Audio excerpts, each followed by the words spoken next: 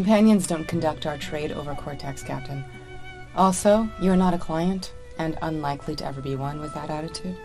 When I was first offered the part, I was just ecstatic to be working on a series that Joss Whedon was involved in. I mean, that was the thing that attracted me to the project. And I thought actually playing a courtesan sounded incredibly glamorous, and especially the way that he writes female characters, I knew I was in good hands. And that's what it felt like. I mean, it just felt like an incredibly girly, glamorous role. For me, the role was so well written, and it was so fleshed out.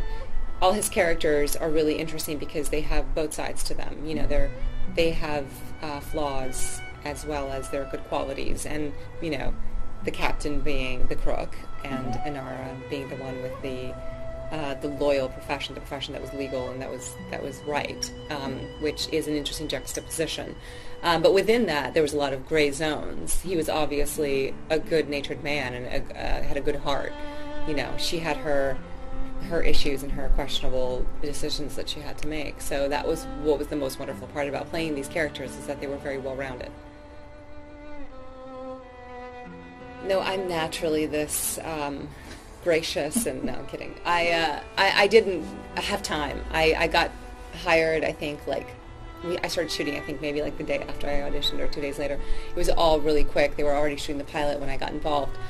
So I didn't have time to do that kind of research. I mean, I did look into geishas and traditional, you know, courtesans and things like that a little bit, especially when the series got picked up. But Joss writes characters so well that I felt like once I got into the costume and I was on the set and I was with the people I was with, that it kind of like just fell right into it.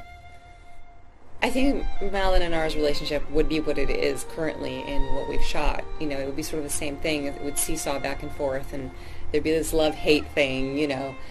They get on each other's nerves and love each other so much. If they ever did get together, which would be fun to sort of play that, I don't know that it would end very well.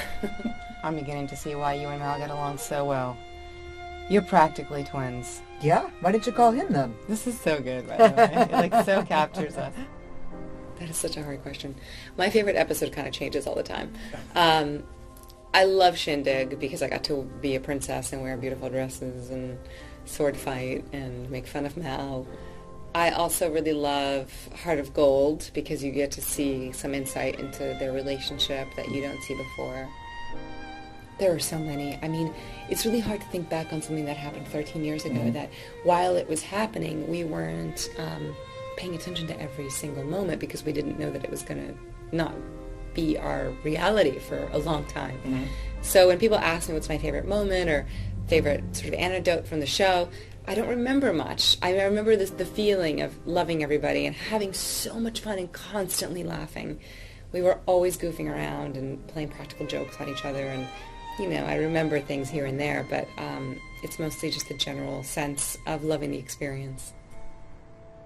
Mostly I missed just being with everybody. Even though I was doing this alone, it made me remember, you know, what it felt like to be playing this part and to be with the people that I was working with. And that's the thing that lives most strongly with me, with this character.